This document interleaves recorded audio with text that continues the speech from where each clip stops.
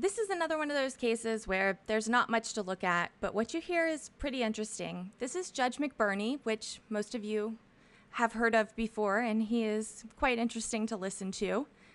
This is supposed to be a bond hearing, but when he goes to call the case, he finds a motion to disqualify him, and the reasons are kind of interesting. Also, the circumstances regarding the bond hearing are a bit much too. So here we go. Well, new at 6, a rapper who is a member of YSL faces murder charges following a shooting in southwest Atlanta. So we have Mr. Moody in court. I need to get a couple things on the record, and then we'll talk about a motion that I just received. Ms. Rivers, are you ready to shift to Mr. Moody's case? Okay. This is 23 CP 219784, State versus Moody. Mr. Moody, good morning. I'm Judge McBurney. Your lawyer, Mr. Arrington, is on the screen. You can see right there. He's not here in court. I need to have you affirm to me on the record that you're comfortable having whatever discussion we're going to have this morning with your lawyer appearing virtually rather than sitting right by your side. Are you okay having a conversation with Mr. Arrington being on the screen? Yes, sir. Okay. So Mr. Moody, in theory, we were going to talk about a bond motion that Mr. Arrington filed on your behalf. You've been arrested for murder and at least a firearms offense, and unindicted murderers get assigned to the elected judge who's presiding rather than going through to be heard by a magistrate. And yours was assigned to the calendar that I happen to have. I received a motion that your lawyer filed today that says that you are a living and self-aware man and that you believe I should be recused because I have deliberately violated other litigants' personal liberties in the past, and I have wantonly refused to provide due process and equal protection to all litigants. So I'm not quite sure what that means, but that's what we need to talk about first, because it may be that we don't get to bond. And if I have to recuse, well, I don't know that I have to recuse, but another judge is going to have to hear this recusal motion, and then we'll see if this gets assigned to someone else. But I just want to let you know that we may not get to bond. I'm going to turn it over to your lawyer, Mr. Arrington, and he can let me know how he wants to navigate this, and we'll go from there. Thank you, Judge. I think Mr. Moody certainly would like to get out and would like to be heard on bond. I think that maybe one of my associates may have filed that motion. Obviously, I think, as you well know, the motion for recusal should have been based upon your previous position that you do not believe that I can represent litigants in Fulton County Court because I am also a Fulton County Commissioner. And to the extent that you don't believe I can represent anyone ever in Fulton County, and included that in an. The more I dig, the more interesting this case gets. We haven't even got to the good stuff yet. I'm kind of interested to see what Judge McBurney's argument is on this. As you can see from this org chart, the Board of County Commissioners is kind of parallel with the justice agencies where McBurney would be in the Superior Court. So I'm not really seeing an overlap. I mean, I'm sure he has a really good argument for it or else he wouldn't have made it, but it's not really being discussed. And that's kind of interesting to look at the org chart for the county, for Fulton. So there you go. Order. And so, and you have previously recused on cases, recused yourself on cases where I represent litigants. While I disagree and think that you can hear them, that has been the court's position as it regards me serving as a lawyer for 20 years and then being elected as commissioner after serving as a lawyer in 20 years in Fulton County. And so the language that was contained in that motion to recuse What I have seen Your Honor do before is to just automatically recuse. And I believe that the previous chief judge entered an order um, after you entered your previous order, so that I would not have to have cases in front of you. And so I hate that we are in this place, but we are where we are. For purposes of bond today, Mr. Moody is present, his mother, his family members are present. I'm sure that they would prefer to go forward with the bond hearing today, and we could likely deal with the recusal issue later. I guess, however, if you're only going to be hearing it through indictment, then perhaps that issue will resolve itself. Right. So two things. One, there's now a motion to recuse, so that would have to be withdrawn. But two, I thought about this when I learned that this was a case for which you were representing Mr. Moody. I am comfortable handling a preliminary matter like bond if Mr. Moody gets indicted and you stay on as his attorney, and it were assigned to me. So that's a lot of ifs. I suspect you'll stay on and you'll be his lawyer, but there's only a 1 in 15 chance that this case is assigned to me following an indictment. I would follow my customary practice based on what I think is an appropriate application of the Code of Judicial Conduct, and I would recuse. I don't see that bright line rule applying to something. I don't mean to suggest that bonds aren't substantive, but this is a preliminary or a procedural matter. It's not the trial. It's not taking a guilty plea and deciding sentencing, et cetera. So I'm comfortable handling a bond hearing and managing this case until it is indicted. But that doesn't mean you're comfortable with it. And based on this motion, I've engaged in prior unethical and illegal conduct. So I'm not quite sure where that's coming from. I thought you and I had a reasoned disagreement. That's not the language you chose to use. And But Judge, I think my associate may probably filed that. I did not file that and was unaware that it was filed. I think Mr. Moody would like to be heard on bond today. And I think we would withdraw that motion, or I will withdraw that motion for purposes of the bond hearing today. And as you stated, the issue would probably resolve itself as if the case ever gets indicted. Sure, no, automatically will, because it'll either go to a different judge, or if I get it, I'll recuse, and it will very quickly be reassigned to someone else. It won't hold anyone up come indictment time. Well, if you are withdrawing the motion to recuse that was filed at 8:24 this morning, then we can move forward with bond, and you can share with me what you want to about Mr. Moody and his situation. And if his mother has something she wants to add, or anyone else, I'm happy to hear from them as well. And then I'll hear from Mr. Abate and any members of the victim's family. Thank you, Your Honor. Thank you so much. Mr. Moody is 20 years old. He does not have any convictions nor any significant criminal history other than minor traffic arrests. His family, all of his family resides in the greater Atlanta area and throughout the state of Georgia. He is a graduate of high school graduate of Life Christian Academy. He currently has a record deal with Warner Records. Okay, I think now's a good time to stop and do a quick fact check. So, Mr. Jacoby Moody is a rap artist out of Atlanta.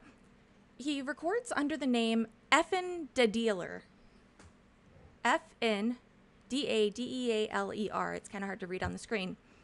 And he is actually signed to the label YSL Records, which I didn't know stands for Young Stoner Life. For some reason, I thought that there was a slime or something in there.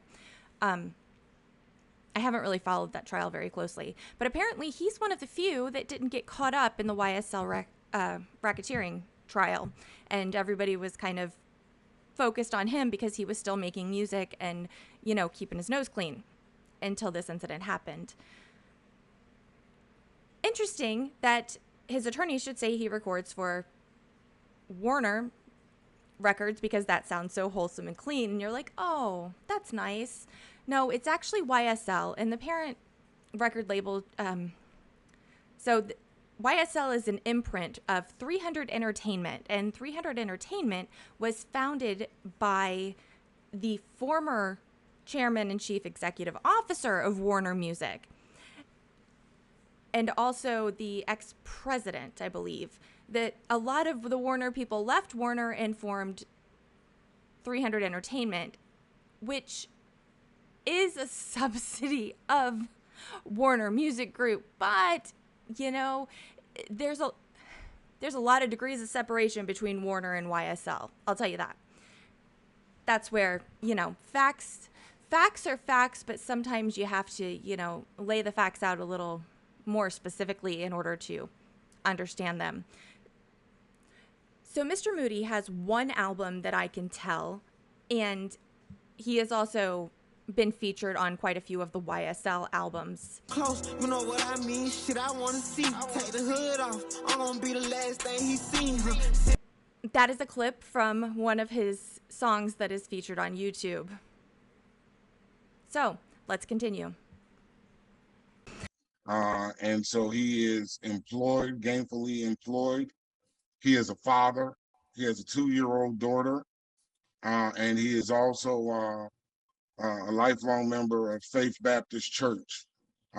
His mother, his and other family members are on the call and certainly would like to speak.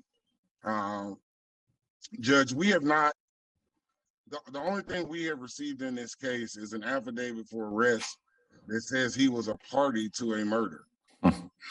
We do not have any other information. I do not know when and where the preliminary hearing will be decided, but based on the information that we have now, there's not even enough information for probable cause. The state has not shared anything with us outside of the affidavit for arrest, which just says he was a party to a murder. It doesn't describe any facts, any situation. Unlike Attorney Patterson, there's no video that has been made available to us. And so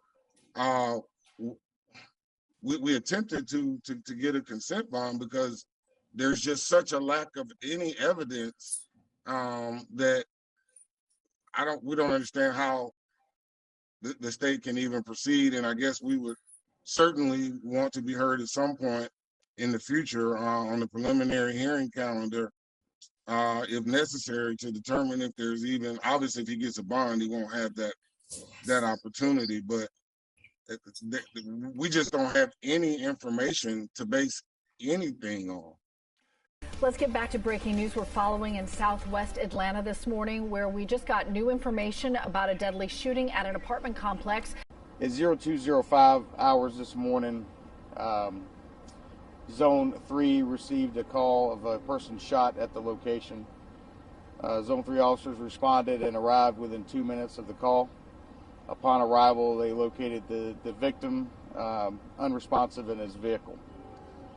Indications are at this time that 2 males approached this victim while he was in his car and fired multiple rounds. The victim did sustain gunshot wounds, and he succumbed to his wounds at the scene. So 2 suspects you're looking for? Well, there were 3 individuals, 2 people were shooting. 2 people were shooting. They left the scene in a black Dodge Charger, no tag. So there's actually cameras and images they call of the shooters? We are reviewing cameras at the scene. Do you know what led to this? Was it a fight or? I have no idea. No clue yet. No clue. So let me say one thing in response to that.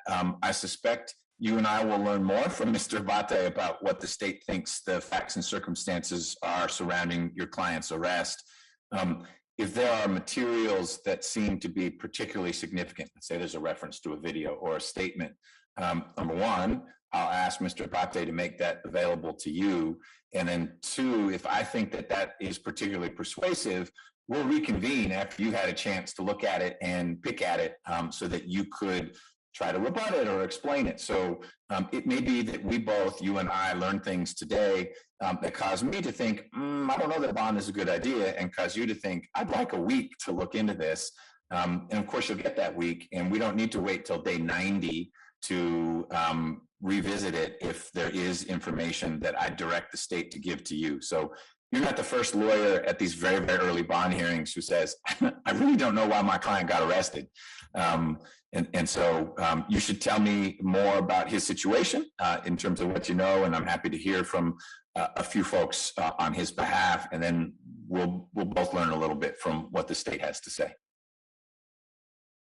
Thank you, Your Honor. I'd like to call his mother at this time to speak.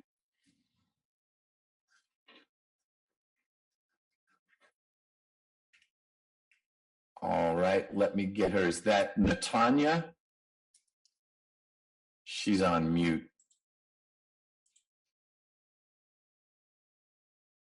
Yes, it is. Good morning, Ms. Moody. Will you, Judge, would you like for me to swear her? Yep, you're good. So no, you don't need to, Mr. Arrington, if Ms. Moody is going to limit what she has to share to character, reasons why bond is appropriate, you can ask her questions, or she's free to just narrate. That's how I typically handle it. If she's going to get into specifics about this case, then she certainly will need to be under oath, but that's typically not what the family members do. Thank you, Your Honor. Ms. Moody, if you will, please speak to what you know about Jacoby's character and tell the judge why you believe he should receive a bond in this matter. Sure. Good morning, Judge. First, I would like to say that we were unaware, Jacoby's family, all of us was unaware that we could actually be in person in the courtroom. So we apologize for that. And I would like to apologize to Jacoby for that if he can hear us, but we all are here on Zoom. Sure. So I'm going to interrupt you. I'm going to interrupt you for 1 second. He can see you and he can hear you. Your son can. Okay. So in this day and age, you appearing this way is fine. As long as we can see and hear you, which we can quite clearly, then what's important is what you have to say, not that you are 10 feet away from your son as opposed to on a screen. Okay? Thank you very much.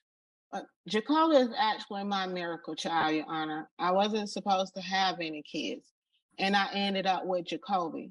Jacoby has been a sweetheart since he was a kid. He never gave me trouble in school, elementary school, middle school, or high school, never suspended, never got into fights. He was the kid that everybody wanted to be around. He was the kid that if he was picking on another kid, he would be the kid to tell you, hey, that's not cool. Jacoby has a 2-year-old daughter. All of his family is here. He goes to church. He works here. He was also baptized at the same church that he attends currently to this day. Me and his father have raised him to be the young man that he is today, which he is an astounding young man. Jacoby has never been in any trouble, school-wise, legal-wise. He doesn't have a record, Your Honor. I'm trying to figure out myself, along with Mr. Arrington, why we are here.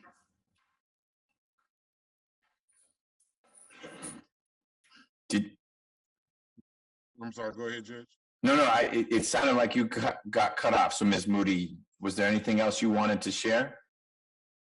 That's it, Your Honor. Okay, well, thank you for making yourself available. And again, it's not an issue that you're appearing virtually. In some ways, that makes it easier for everyone. Mr. Arrington, was there anyone else? Yes, Your Honor, 2 more witnesses. Jackson, who is his manager, would like to let him speak to his employment. And Jackson, if you can, please state your name for the record. Sure. Good morning. My name is Jackson, Jackson. Last name is Weingart, Weingart. All right, thank you. And can you tell the court about Jacoby's musical career and his record deal with Warner Brothers and his employment? Sure. I first met Jacoby about 3 or 4 years ago. I believe he was 16 or 17 years old. In that time, we've accomplished a lot together. We've gotten him a record deal. He's been able to put out 2 bodies of music, 2 full-length projects with 300 Entertainment as well as Warner Music Group. But most importantly, in that time, I think I've become somewhat of a mentor, a friend, and certainly a family member of his and the Moody's. And I've had the opportunity to work in music for 10 plus years. I run my own record label. I work with artists big and small. And for me, it's about not just determining what artists to work with, but what artists not to work with. It takes so much more than being talented today to make it. And I knew from the first song and the first time I met with Jacoby that he was obviously extremely talented, but for him, there was so much more than that. He's kind, he's loving, he's dedicated, he's determined. And all of those things are the reason why I have chosen to work with him. And he's hopefully chosen to work with me as well over the last 4 years. And he's just at the beginning of his budding career. Prior to this incident, he had plans to do a full-length album with a multi-platinum and Grammy-nominated producer named Wheezy. It really sounds like this kid had a lot going for him and he had the potential to have a successful career. So I'm having a hard time with it. So what prompts you? Like, what beef is so, overwhelming that you have to take care of it and risk ruining your entire life? As I was doing background research on this, I actually found where he did a little brief interview with some YouTube channel talking about how to stay safe in Atlanta. Check this out. Time. They've heard about it, they've researched it, but now they're hearing it from someone who was born, raised, and still resides in ATL. Yeah, shit. Don't try to pipe up, be gangsta and shit. Your ass get wet. For real. Keep your doors locked on your car. But generally speaking, how does one stay safe visiting Atlanta? Shit.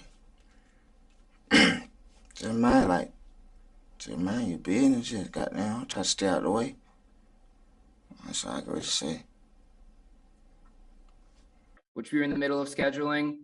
But beyond that, we caught up every week about music, about life, about family. I have been able to watch him, grow from a 17-year-old kid to become a father. And every time we talk about furthering his career, it's never about, oh, I want to get a new car or I want to be rich or famous. It's never anything materialistic or egotistical. It's always about, I want to do this so I can move my family out of my old neighborhood.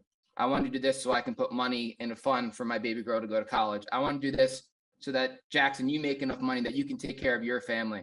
And I think that's why we've really bonded, because I do everything I do every day to take care of my girlfriend and my parents, who I'm still taking care of to this day. And I think that's why we really came together. And I've gotten to know him and see him grow from a young kid into a young adult now. And it's been an honor to come be a part of the ride for him. And I know that his family and providing for them is the most important thing. And I don't believe he would ever put himself in a position to ever be unable to do that. Okay, thank you. That's a helpful perspective. Sure. Mr. Arrington, you said you had one more. Yes, Your Honor. Ms. Cummings. Ms. Cummings, you're on mute. If you could. Am I unmuted? Am I There you are. unmuted? Yes, ma'am.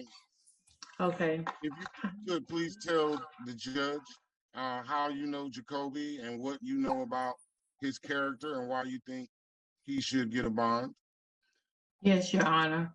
I am honored to provide the court with a character letter for Jacoby Moody. I have known Jacoby since birth. I am his auntie, and during his child. Ms. Cummings, you looks like you froze on us.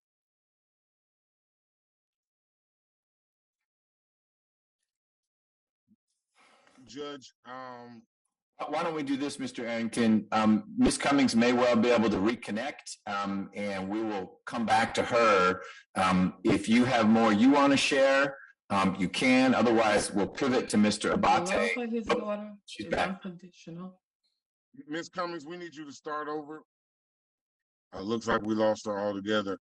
Judge, before we go on, if I could just ask Mr. Moody's mother, Miss Cummings, looks like she's back, but Miss Moody, can you tell us how many other family members are present?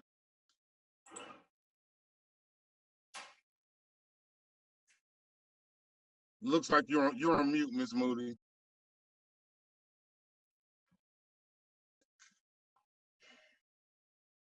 Can you hear me? Yes. Yes, ma'am. What was your question? How many other family members are present? We have about,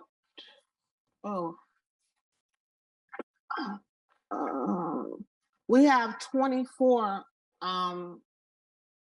here that's actually listening to everything and waiting for an outcome.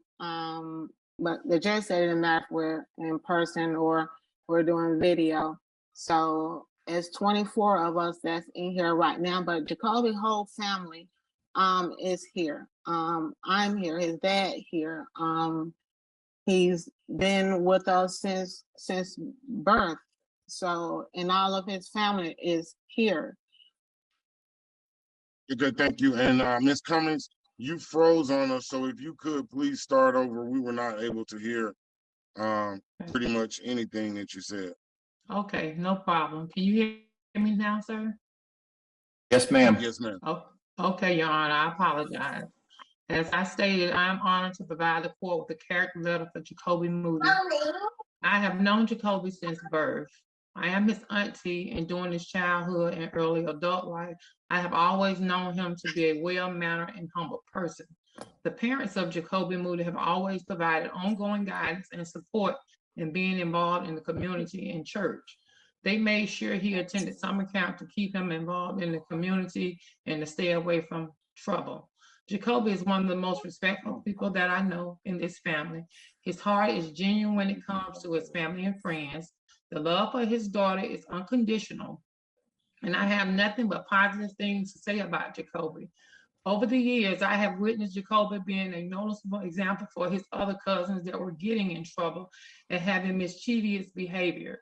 Jacoby has a bright future awaiting him, and I would hate this false accusation to destroy everything his parents worked so hard for and himself worked so hard for. He wants and needs to be a productive citizen with a bright future that awaits him. If the court would please consider my reference letter on his behalf, I would appreciate it. Thank you, Ms. Cummings. Yes, sir. Mr. Arrington, anything else? Judge, I believe that's all that we have at this time. Okay, I will come back to you after I hear from Mr. Abate. Sir.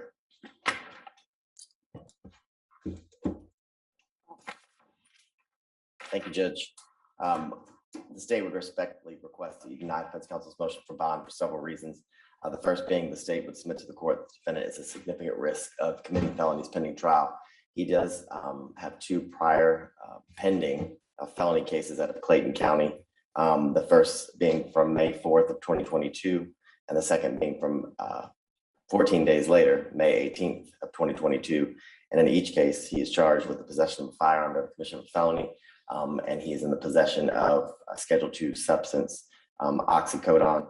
In the second case, he's also charged with tampering with evidence. Both of those cases are still pending in Clayton County, and the defendant is out on bond, or was out on bond at the time of this offense when this occurred. So I'd submit to the court that he's a risk of committing felonies pending trial, if released, while waiting for his case to be reached by the Superior Court, Your Honor. I'd also submit to the court that the defendant is a threat or danger to the community and the people in it, based on the sheer facts and circumstances of this case. What I can tell the court is that this case is, the motive for this case is a revenge shooting, for lack of a better word, Your Honor. A couple days earlier, on May 30th, this incident occurred on June 5th, but in the Lakewood area, the defendant was out near a gas station or locally up the Lakewood Avenue, and there was a shooting in that area. Several of the defendant's friends were struck and injured, but not killed, Your Honor. What the investigators have been able to determine in speaking with witnesses is that was the motive for the killing of Mr. Tremaine Gasper in this case, Your Honor, or Glasper in this case, Your Honor. What the investigator has been able to uncover is that in the days after the May 30th shooting, the defendant believed that he was set up by Mr. Glasper and began looking through the city to find him. There are several witnesses who indicated that the defendant called them asking where Mr. Glasper's child mother's, where she lived, and the address was given. And that was ultimately where he was killed inside of his vehicle. What the evidence would show is through LPR video footage, or the cameras throughout our city captured the defendant's license plate in the area of the shooting. But before entering the apartment complex, he covered his license plate with some sort of cover that would not allow you to be able to see his tag.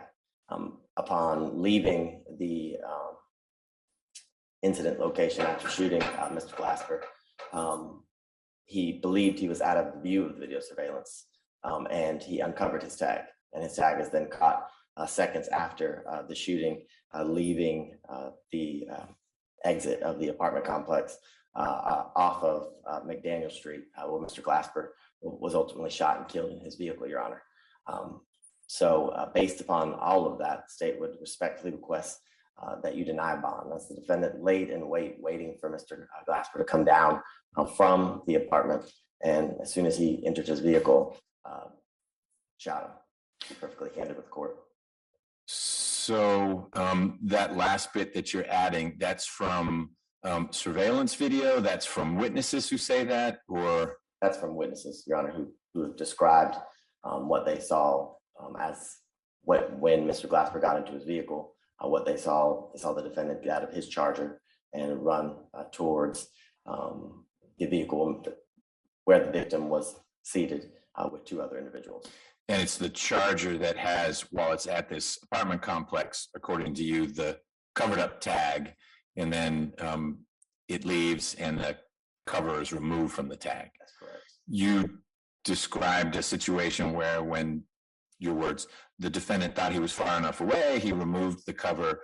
Is there video footage of anything like that, or it simply shows some tag readers show, I'm going to make up the color, a red Charger with a covered tag, and then just a few minutes later, there was what looks like the same red Charger going in the other direction, and the tag is uncovered? How do you, as best you understand it, how do you prove up that a tag was covered and uncovered? So I'll be candid with the court. I haven't seen the video, but what's been described to me is it's not an LPR video surveillance, photograph. It is actual video surveillance that is pointed out, that leads out from the apartment complex, and you can actually see the tag be uncovered. Okay. It's too far away for them to determine who's actually uncovering it, but it's a car that matches the description of the vehicle owned by Mr. Moody, Your Honor. Okay. I'd also bring to the court's attention that through speaking with the detectives and our local gang unit here with APD, it is, I guess, well known that the defendant is a member of the YSL record label, gang, whichever one you want to, however you want to describe it. I don't. I try not to say those three letters because that's another judge's problem, not mine. That was the intel that we were able to uncover as it relates to that. I can, as I continue to gather information, provide Mr. Arrington with what I receive. It's just early, very early in the stages of the criminal prosecution. So it is. No, it's both early but late. Mr. Moody's been in jail for a while now. And so I'm going to ask you to get to Mr. Arrington, whether it's your team expediting from getting from APD, maybe some of this video footage, whatever you think would be most compelling if you suddenly had to make a presentation to someone that we think we have the right guy in this case, to get that to Mr. Arrington. So he's in a position to say, well, that's fascinating, but my client has a blue Charger, and this is a red. Here are photos of my client's Charger. It's blue in all these photos you've got. It's a red car. So there's clearly someone in a Charger, but not my guy's Charger. Yes, and we're able to confirm it's his Charger, as his cell phone, the records, they move with the charger. So wherever the charger is seen on the LPR camera footage, his phone's. The old cell phone records. And I don't want to say that you've got the wrong charger. I just want to make sure Mr. Arrington has a chance to have a full-throated response to, because he's in that unenviable position of, look, my client got arrested, and that's about all I know. And it's hard to push back against what you've presented. Yes, sir. Okay. Mr. Glasper's mother would like to make a statement, as well as his fiance, Ms. Glover, when. Of course, in whatever order you want to do that.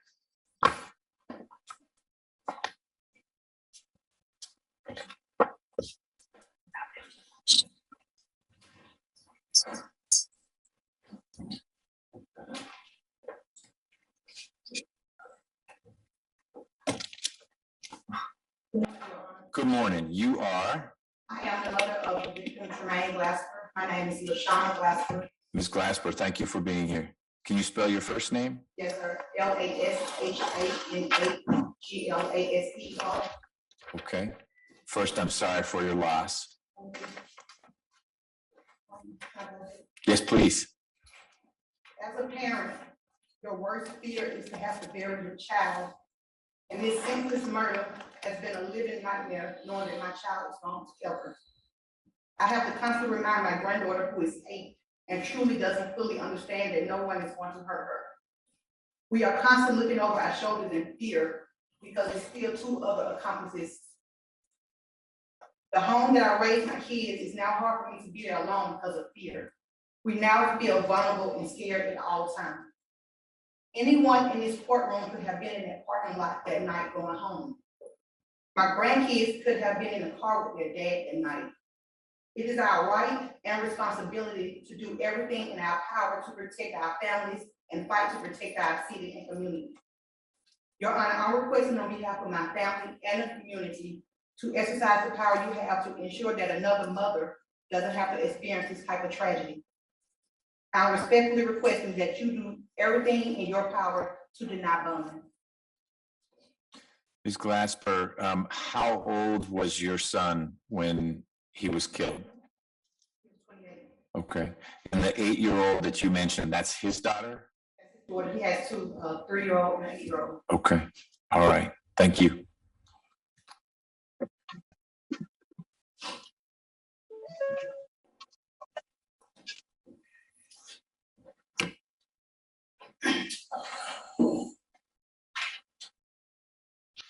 Good morning, ma'am. Good morning. Could you share your name? Yes, my name is Diamond Glover. Okay. Diamond as in hearts, spades, and whatever the other one is. Diamonds. Okay. Glover? Yes. All right. Thank you. Good morning. My name is Diamond Glover. I was the fiance of Tremaine. We share a 3-year-old daughter. I'm pleading today that no bond is given to the suspect to provide my family with reassurance, safety, and comfort. The suspect in question came to my home that I share with my 4 children, one of which was Tremaine's. The situation has brought me trauma and a constant reminder of fear that the suspects or the associates could return to my home. I've had to open my life, make uncomfortable changes which affected myself and my children mentally and financially. I also work from home, so it has definitely impacted me financially. Denying the blood will not bring Tremaine back, but it definitely will give my family peace of mind, knowing that the suspect does not have access or opportunity to cause my family or anyone else, as well as my neighbors, to foresee any more danger.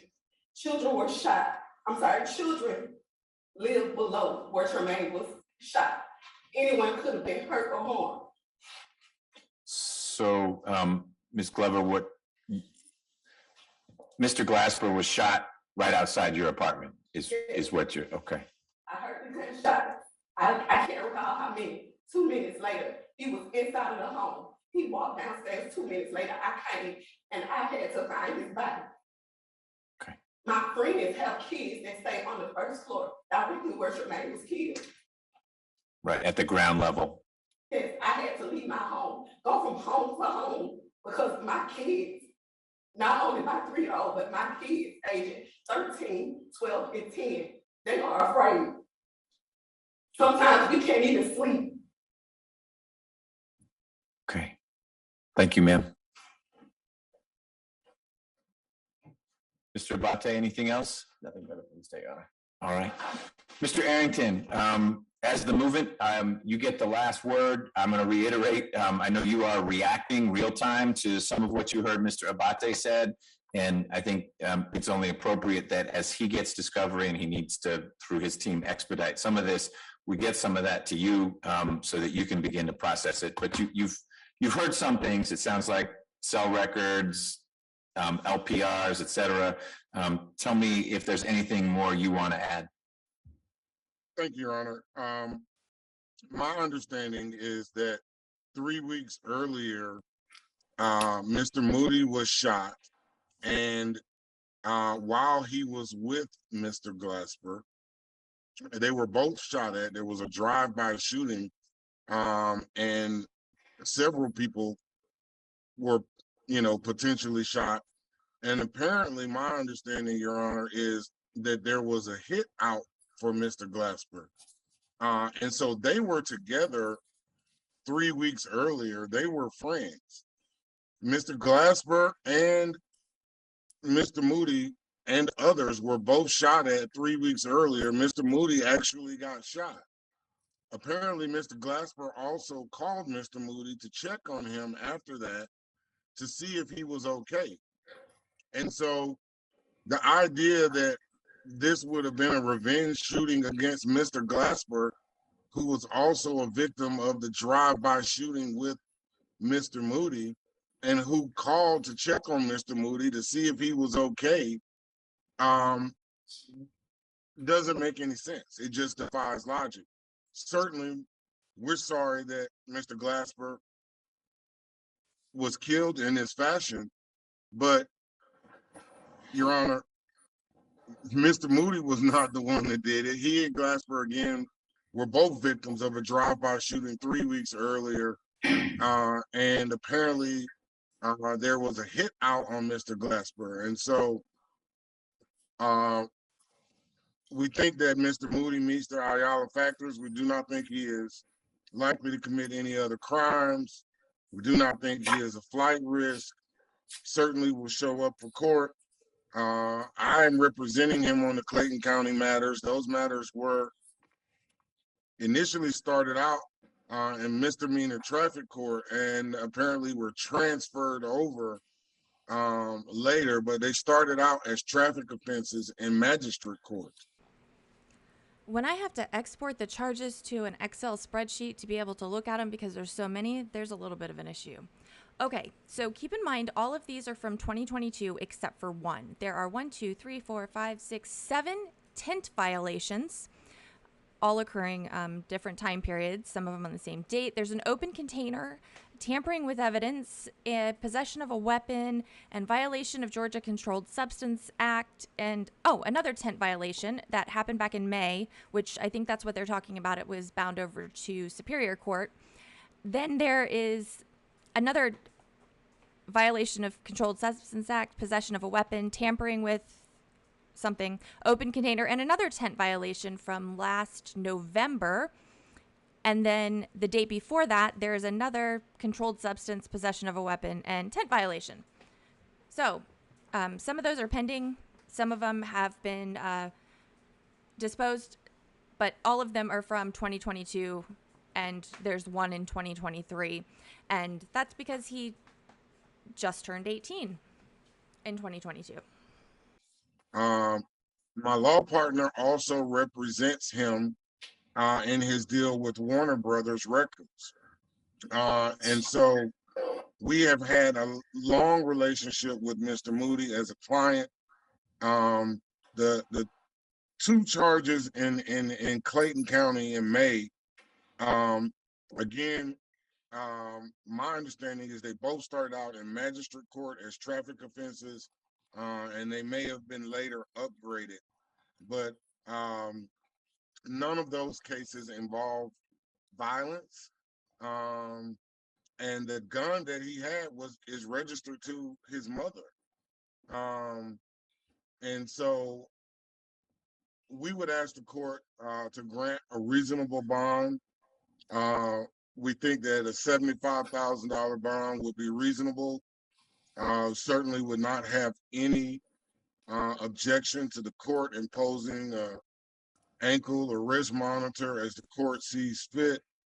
But given the lack of any credible information regarding Mr. Moody, and the warrant says that he was a participant. The warrant doesn't say that he did the shooting. It says he was a participant in the murder of Mr. Glasper. And so if the allegations were in fact that he was the shooter and that he got out and shot Mr. Glasper, I would suspect that that would be included in the warrant, and that the warrant would not say that he was a participant. And so, again, Your Honor, we think that we have met the Ayala factors. We asked the court to grant Mr. Moody a bond. We do not believe that he will commit any crimes while out. He does not have a record of committing crimes. He's gainfully employed. And we asked the court to enter a reasonable bond in this matter. Okay. I do want to read into the record the language from the warrant. It's sort of in between accusing him directly and the language. You're paraphrasing it pretty well, Mr. Arrington, but what the murder warrant says is that the accused, Mr. Moody, did unlawfully and with malice aforethought cause the death of another human being by taking place in the shooting death of the victim, Tremaine Glasper. Never really seen a warrant worded like that. It is not saying that he did it directly. It sounds more like he was part of a crew. So it is some peculiar wording, and that may fit in with what we heard a little bit, not as evidence, but what a couple of the witnesses said about how there were a few people maybe in or out of this charger that the state is associating with your client, Mr. Moody. So it does sound like there's more to be told about this story. Mr. Moody, at this point, I'm not going to set a bond, but I'm going to leave open the discussion. I have a couple concerns. I appreciate that the cases that you have in Clayton County started out in magistrate court, but in the span of just a few weeks, it sounds like you got picked up twice with a gun. The second time is more of a problem because you were already on bond for the first one if you got picked up for the second one. And now we've got a situation where you are alleged to have been involved with guns actually being used. I appreciate Mr. Arrington's point that the Clayton cases there's nothing violent about them. It's drugs and a gun allegedly associated with them. And Mr. Arrington's telling me it's your mom's gun and it's registered to your mom. Doesn't necessarily mean you should be rolling around with it, allegedly, but those facts are out there. I need Mr. Arrington to get more information from the state about these license plate readers and some of the video footage. And then if we need to, we can revisit this question about whether there is a bond that I could set that would assure not your appearance. I'm less worried about that. I think you wouldn't want to run away from the business opportunities you have, and even more fundamentally to what your mother was saying and your auntie, that you wouldn't run away from family obligations, in particular your daughter. I'm more worried about you being safe and the people around you being safe. By your lawyer's own admission, you got shot at a few weeks before this happened. So you're rolling in some tough spots, and I want to make sure that there's not additional blowback from everything that's happened, whether you getting shot at, Mr. Glasper being killed, et cetera. What I'm going to call the forensic evidence that the state has described. So this wouldn't be a witness saying something, but it's cameras or cell phones or this or that saying things. Those are harder to rebut because there's no bias to those things. They, in my mind, at this early juncture, sufficiently connect you to these very, very serious allegations that I want you to stay right where you are. But Mr. Arrington knows very well how to reach my staff. And if we need to reconvene to revisit this question of bond soon, we'll do that. There's another important checkpoint. At day 91, if you haven't been indicted, you are absolutely entitled to a bond. And I know Mr. Arrington will reach out to my staff saying, hey, It's day 91. And then I'm required to set a bond, even if I have some misgivings about whether you'll be safe or Ms. Glover's family will be safe. The law requires me to set a bond, and I'll do that.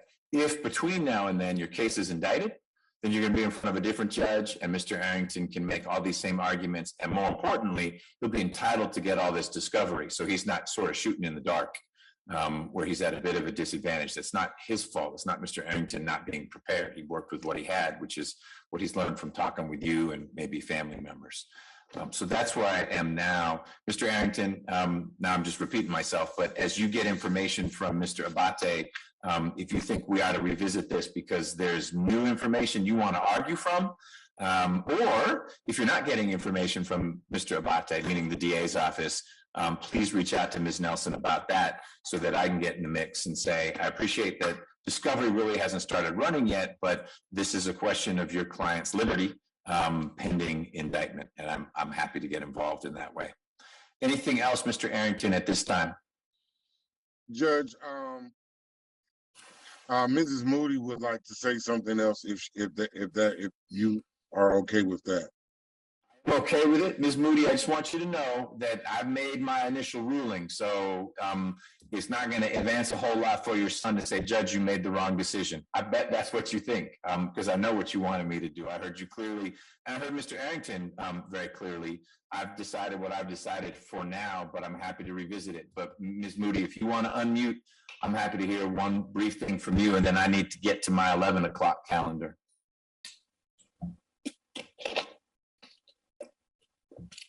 But currently, your video. Hello?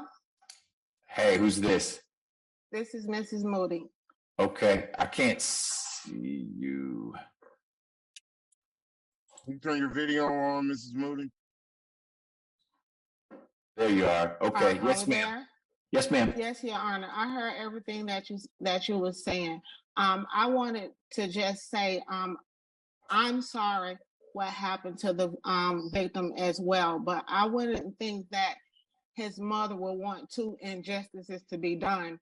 And you were saying that you don't want to give Jacoby a bond because you want to make sure he's safe and that they are safe. However, we're the ones that's not safe. They have put out all of our information, my brother's information, our address to where we live. All of Jacoby's information has been put out from the clerk office. It has the stamp on it and been sold to blogs with his social security number on it, his address. So in fact, we are the ones that are in danger because all of our information is the information that has been put out. And once again, him and the victim was friends. When the shooting happened in Lakewood, they were running together. He wouldn't call my son to check on my son if him and my son had some kind of problem with each other. And the prosecutor was just saying that my son is in a gang of YSL. Also, that is not true. He has Ms. Moody, I'm gonna stop you now. I don't think your son is in YSL just because he is a recording artist who may be under the YSL label. I appreciate what Mr. Abate said, but I want to promise you, my decision wasn't driven by the fact that your son is a potentially successful musical performer who might have some connection with that record label. That's not it at all. I don't want us to relitigate this, but I do want to say this to everyone in the room. It is very important that the Glasper group go in the Glasper direction and not get the Moody's involved with this at all. If there's something you're concerned about, you work through victim witness support, you work through the prosecutor. And I'm going to ask Mr. Arrington to let me know so that I can let the prosecutor know if there are concerns beyond what Ms. Moody has just shared, because what this cannot become is back and forth, back and forth. It may well be that Mr. Moody, the Moody sitting right in here, and Mr. Glasper were at one time close. They're not close anymore. That is clear. And the families aren't close. They need to maintain a distance. In some ways, it's better that Mr. Moody's family didn't come here today because you'd all be in the same courtroom and I'd have to let the Moody's leave first. And then folks who are here for Mr. Glasper would need to wait to leave. Be smart about how you handle this going forward. It will not benefit Mr. Glasper if folks associated with the Glaspers are picking at the Moody's. And the same goes to the Moody's. You need to stay in your lane. And if you have concerns, Ms. Moody, you share them with Mr. Arrington. He gets them to me. And if I need to find people in contempt, I can do that. I can bring someone into court and say, you need to knock this off. And if they don't knock it off, I have ways of dealing with that will have an impact. So keep papers. If you get text, if you get something, get that to Mr. Arrington. He can get it to me, or ultimately the judge to whom the case is assigned. And we can do something about that. I'm not taking sides on this, where I'm going right down the middle saying, folks associated with Mr. Glasper, hold your grief and don't direct it in the wrong direction. And folks associated with Mr. Moody, you need to process what you're processing. Don't compound the tragedy. We have one lost life, and it doesn't need to get more complicated than that, because that's already something that no one can fix. Okay, I appreciate, Ms. Moody, you sharing that first part. The other stuff, I hear you. I've decided what I've decided right now. Mr. Arrington's going to get more information about your son's case, and if we need to revisit it, I will gladly do that. We will make time for that. Okay. All right. Yes, Your Honor. Mr. Arrington, anything else? That's all, Your Honor. Thank you. All right, thanks for your time. And again, I'm sorry for your family's loss. Mr. Abate, anything else? No, Judge. All right, thank you, everyone.